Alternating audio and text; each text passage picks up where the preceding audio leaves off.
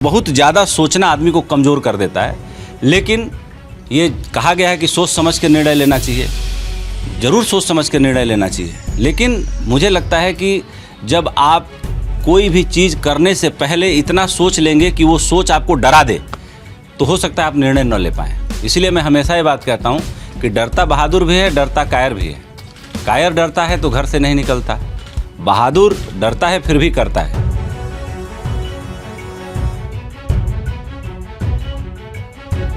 बहुत इजी समय ने, यानी बहुत आसान समय जो है कमज़ोर आदमी पैदा करता है, और बहुत मुश्किल समय कठिन मजबूत आदमी पैदा करता है। तो इसीलिए कहा गया है कि जितना खतरा उतने जीवन के आयाम, जितना संघर्ष उतनी बड़ी सफलता, लेकिन उस सफलता को अनर्वत बनाए रखने के लिए उतना ही कठिन परिश्रम अनर्वत करना पड़ता है। जो परिश्रम करना छोड़ देता है फिर उसके हाथ से चीज़ें फिसल जाती हैं।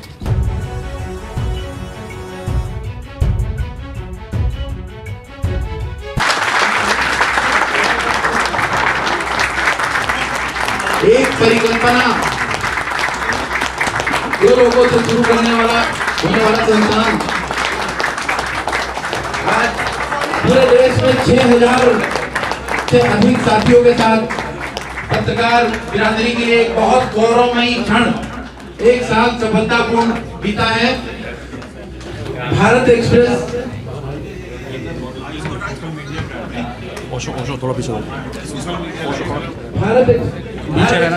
के अभिभावक editor in chief chairman sir Upendra Rai sir, आपका बहुत बहुत स्वागत है। उस दौर में आज एक साल पूर्ण हुए हैं भारत एक्सप्रेस के। 1 फरवरी को होटल अंदाज में, अलग अंदाज में चैनल की शुरुआत हुई थी। एडिटोरियल की टीम और फ्लोर की टीम स्वागत कर रही है चेयरमैन सर का।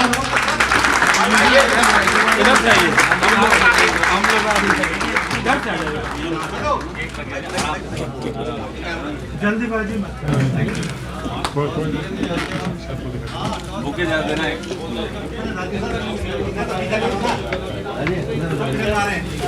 अमिताभ जी, अजय जी, सभी सीनियर साथी सभी।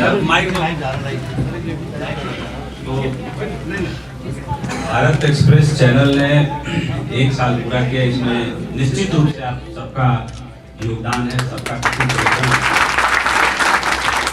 लेकिन होता ये है कि कुछ चेहरे स्क्रीन पे दिखते हैं जिनसे चैनल की पहचान बनती है, लेकिन उन चेहरों को चमकाने के लिए, दिखाने के लिए इस न्यूज़ रूम में बैठ के आप लोग जितनी मेहनत करते हैं वो असली मेहनत है, और उसी के दम पर हम लोग इस चैनल को चलाते हैं। लेकिन मेरे पीछे वे लोग जिन्होंने मेरी इतनी मदद की है, और आज संजोग से आचार्य जी हमारे बीच में हैं, मैं आज बुके दे के इनका सम्मान करना चाहूँगा।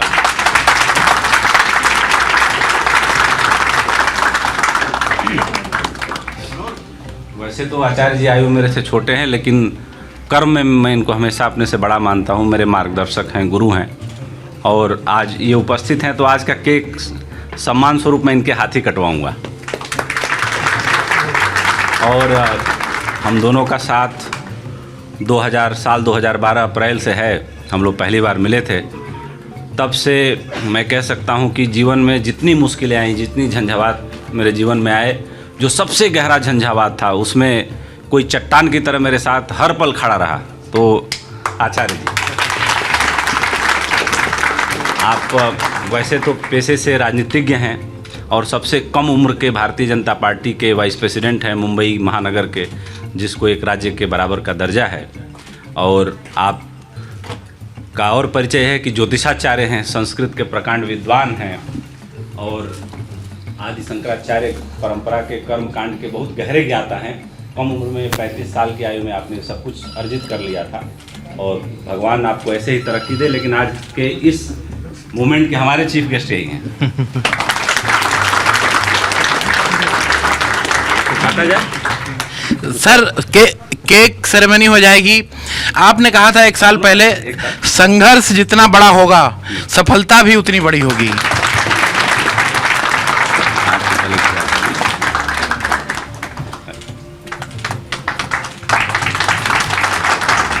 टिश्यू पेपर भी रखिए। सर हाँ।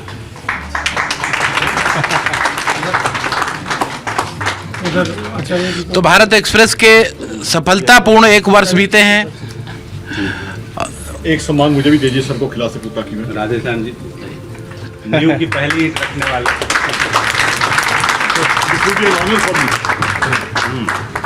न्यू की दूसरी ईंट रखने वाले संजय जिनको शुगर है लेकिन कम मिठाई खाने। थैंक यू सर, आपने कहा था संघर्ष जितना बड़ा होगा जी, सफलता उतनी बड़ी होगी। देखिए बेसिकली एक विद्वान आदमी ने कहा कि जो आदमी संघर्ष करता है तो उसकी पहली पीढ़ी जो है संघर्ष में निकल जाती है, उसकी दूसरी पीढ़ी बहुत आराम करती है, और जो उसका पोता होता है, मतलब पहली पीढ़ी में जो होता है, मान लीजिए आदमी एम्बेसडर से चला तो उसका बेटा जो है मर्सिडीज से चलता है, BMW से चलता है, फिर उसका बेटा जो है रोल्स रॉयस से चलता है, लेकिन उसके बाद जो उसका बेटा होता है चौथी जनरेशन में, फिर वो संघर्ष करने के लिए सड़क पे आ जाता है। तो ऐसा क्यों होता है? बहुत इस पर रिसर्च हुआ, तो रिसर्च में ये निकल के आया कि जो कठिन परिश्रम होता है वो मजबूत आदमी पैदा करता है, और जो सुविधा है वो कमज़ोर आदमी पैदा करती है। तो जो पहली पीढ़ी होती है वो खूब कठिन परिश्रम करके चीज़ों को अचीव करती है, तो उसके अंदर वो एम्बेसडर में तो चलता है लेकिन अपने बेटे को रोल्स रॉयस और मर्सिडीज गिफ्ट करने की ताकत रखता है वो। लेकिन जब उसका बेटा जब उसका बेटा बड़ा होता है तो फिर वो उतना संघर्ष करने की क्षमता नहीं रखता। क्यों? क्योंकि उसकी शुरुआत मर्सिडीज से होती है, और जिस बच्चे की शुरुआत मर्सिडीज से होती है उसका बेटा रोल्स रॉयस से शुरुआत करता है। लेकिन ये जो सुविधा का क्रम चालू होता है, फिर उसी जनरेशन में उतने मजबूत आदमी नहीं पैदा होते। फिर जो उसकी चौथी जनरेशन होती है वो बेहद कमज़ोर हो जाती है, क्योंकि बहुत ईजी समय ने, यानी बहुत आसान समय जो है कमज़ोर आदमी पैदा करता है, और बहुत मुश्किल समय कठिन मजबूत आदमी पैदा करता है। तो इसीलिए कहा गया है कि जितना खतरा उतने जीवन के आयाम, जितना संघर्ष उतनी बड़ी सफलता, लेकिन उस सफलता को अनर्वत बनाए रखने के लिए उतना ही कठिन परिश्रम अनर्वत करना पड़ता है। जो परिश्रम करना छोड़ देता है फिर उसके हाथ से चीज़ें फिसल जाती हैं। सर, 1 साल पहले परिकल्पना थी, लगभग 2 साल पहले मैंने देखा था, अब उसका मूर्त रूप है। लगभग 6,500 से 7,000 लोग प्रत्यक्ष तौर पे काम कर रहे हैं भारत एक्सप्रेस मीडिया समूह में। चूँकि मीडिया इंडस्ट्री बहुत बड़ी है, बहुत से लोग इसमें हैं और आते हैं और चले जाते हैं, कितनी चुनौतीपूर्ण है, और इतने लोगों को रोजगार देना कितना सोचना पड़ता है इसके लिए? सही बोलूं, बहुत सोचें तो हो नहीं सकता। मेरा यह है कि जीवन है जो हमेशा बह रहा है, और जो आदमी जीवन के बहाव में तैरना सीख लेता है, तो एक कहावत है कि जो जिंदा मछली होती है वो बहाव के विपरीत तैरती है, और जो मछली मर जाती है वो बहाव के साथ बहने लगती है। तो जीवन क्या है कि जीवन में पानी के धारा के विपरीत सिस्टम है, आपको समय की धारा के साथ बहना पड़ता है। और मुझे लगता है कि मैं इतना सोचता तो शायद इतना बड़ा निर्णय नहीं ले पाता, क्योंकि बहुत ज़्यादा सोचना आदमी को कमज़ोर कर देता है।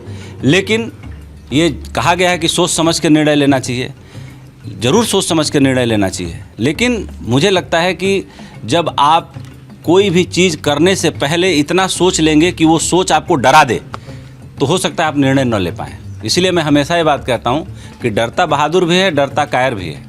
कायर डरता है तो घर से नहीं निकलता, बहादुर डरता है फिर भी करता है। सीमा पर कई जवान हैं, मेरे गांव में बहुत बड़ी तादाद है फोर्स में लोगों की, तो मेरी उनसे कई बार बात होती है कि भाई आपको डर नहीं लगता? तो बोलते हैं कि डर लगता है, लेकिन डर लगने के बावजूद भी हम लड़ते हैं, करते हैं, क्योंकि देश के सम्मान की भावना है, वहाँ जीवन बड़ा छोटा लगता है। तो इसीलिए जो सीमा पर खड़ा जवान है वो साहसी इसलिए होता है कि डरता है फिर भी लड़ता है। सर, मैंने देखा कि साहित्य के क्षेत्र में, खेल के क्षेत्र में, राजनीति के क्षेत्र में, व्यापार के क्षेत्र में, कई अलग अलग क्षेत्रों में, डिजिटल के क्षेत्र में इतनी अलग कुछ करने का प्रयास भारत एक्सप्रेस लगातार करता रहा है। साहित्यिक तौर पे लोग आजकल बहुत दूर हो गए हैं, तो आपका कैसे ऐसा विचार आया?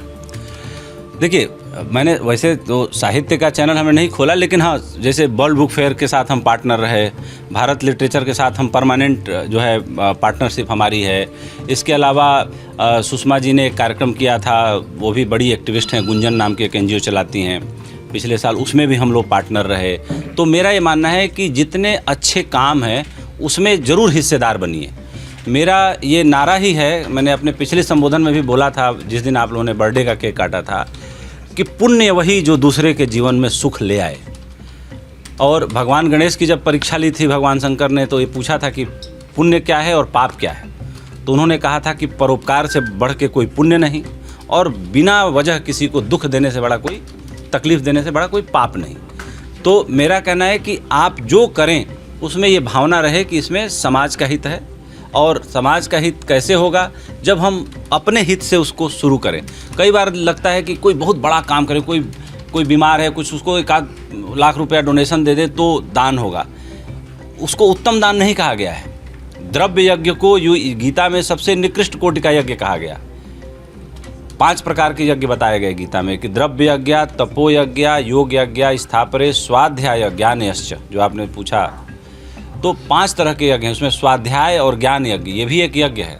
द्रव्य यज्ञ, तपो यज्ञ, योग यज्ञ, ये 5 यज्ञ हैं, जिसमें द्रव्य यज्ञ को सबसे निकृष्ट कोटि का बताया। क्यों? क्योंकि द्रव्य यज्ञ सबके बस का नहीं होता है। सबके बस या सबके अधिकार में जो चीज़ हो उसी को उत्तम और मंगल कहा जा सकता है। जैसे कोई हॉस्पिटल में बीमार है, हम सोचते हैं कि यार कुछ डोनेशन दे देते, कुछ बड़ा फल का टोकरा लेके जाते। अरे एक गुलाब का फूल ही लेके जाइए, उसके साथ अच्छे से समय बिताइए। बिस्तर पर लेटे हुए आदमी को क्या चाहिए होता है? उसको सत्संग चाहिए होता है, कि कोई उसके मन की पीड़ा, मन की व्यथा हर ले। एक छोटा सा गुलाब का फूल और थोड़ा सा बिताया हुआ समय उसके लिए किसी भी संजीवनी से ज़्यादा होता है। और आपका समय का दान और उसके प्रति भाव का दान, यही सबसे बड़ा उत्तम दान है। लेकिन हम इसको बहुत स्वीकार नहीं करते, क्योंकि हम ऐसे इकोसिस्टम में जीते हैं जहाँ कुछ दे देना, कुछ सौंप देना ही दान माना जाता है। लेकिन बुद्धिमान जो लोग हैं उन लोगों ने इसको उत्तम दान कहा है। सर, एक ट्रेंड सेटर जर्नलिज्म की आपने बात करी। आपने कहा कि खुलासे लगभग बंद हो गए थे, आपने शुरू कराए, चाहे बड़े बड़े स्टिंग भारत एक्सप्रेस ने किया, कई खुलासे किए। इस तरह की जर्नलिज्म को क्या कहेंगे आप? इस तरह के जर्नलिज्म की बड़ी ज़रूरत है समाज में। इसलिए ज़रूरत है कि अगर हम पत्रकारिता के क्षेत्र में एक चैनल चला रहे हैं और हमारा चेहरा दर्पण की तरह होना चाहिए, कि जो सामने आए वो दिख जाए। और अगर कोई चीज़ सामने है और वो दिख नहीं रही है तो समझिए कि आपका दर्पण धुंधला है, उस पर धूल जम चुकी है। तो मैं अपने चैनल को दर्पण की तरह रखना चाहता हूँ, कि जो सामने आए दिख जाए, जिस हाल में हो उस हाल को हम बयां करें। चैनल पिछले साल शुरू हो रहा तो आपने कहा था कि हम कबूतर नहीं लड़ाएंगे। हाँ, हमने नहीं लड़ाया। हमारे यहाँ बड़ा, हमारे साथियों का, हर एंकर का दबाव रहता है कि मुझे डिस्कशन बेस्ड प्रोग्राम दे दीजिए। मैं उसको डिस्करेज करता हूँ। मेरा ये मानना है कि लोग और समाज के लोग, जनता, दर्शक केवल न्यूज़ देखना चाहता है, वो फालतू की बहस नहीं देखना चाहता। और अननेसेसरी बहुत ज़्यादा मुर्गा लड़ाना या बहुत ज़्यादा डिस्कशन बेस्ड प्रोग्राम करना मुझे व्यक्तिगत रूप से कभी पसंद नहीं था। सर, आप जर्नलिज्म से खुद सीधे पत्रकारिता से जुड़े हुए हैं, खुलासे, इन्फॉर्मेशन आपका बहुत स्ट्रांग है। पिछले दिनों महाराष्ट्र में मुख्यमंत्री बदला जाना था, हमने 6 दिन पहले चलाया। इस तरह की जानकारियां और किसी भी चैनल के लिए अपने आप में उपलब्धि होती हैं, तो किस तरह से डेवलप होती है? कम से कम दर्शक और कुछ नई पौध उसको बताइए। देखिए, क्या होता है कि इसके लिए आपके कैरेक्टर में और आपके व्यक्तित्व में सामने वाले को भरोसा दिखना चाहिए। और भरोसा तब आता है जब आप उत्तम आचरण करते हैं। और उत्तम आचरण कैसे पता चलेगा? उत्तम आचरण इस तरह से पता चलेगा कि जब आपकी वाणी, आपका व्यवहार, आपके मुंह से निकले शब्द सामने वाले में ये भरोसा पैदा करें। रास्ता वही जिस पर महापुरुष चले। तो अगर आप किसी भी महापुरुष से जीवन में प्रभावित हैं, वो सारे महापुरुष एक दूसरे से जुड़े हुए हैं। एक ज्ञान की सीढ़ी आपको अंतिम सीढ़ी तक पहुंचा सकती है। उसके लिए बहुत कुछ आयोजन करने की ज़रूरत नहीं। तो जब आपके इस तरह के सोर्सेज होंगे जो अच्छी जगहों पे प्लेस्ड हैं, बैठे हैं, वो देश व्यवस्था को चलाते हैं, उसमें सहयोग देते हैं, अगर ऐसे लोगों के बीच आप अपना भरोसा पैदा करते हैं तो जाहिर सी बात है कि हर कोई अपना दिल और मन खोलता है। सर ने सीधे तौर पर कहा, वो पथ और पथिकता क्या जिस पथ पे बिखरे सूल ना हो, नाविक की धैर्य परीक्षा क्या जब धाराएं प्रतिकूल ना हो। विपरीत धाराओं में चलने की बात उपेंद्र राय सर ने कही। और भारत एक्सप्रेस के 1 साल पूर्ण हुए, दर्शकों को भी बहुत बहुत धन्यवाद भरोसा करने के लिए।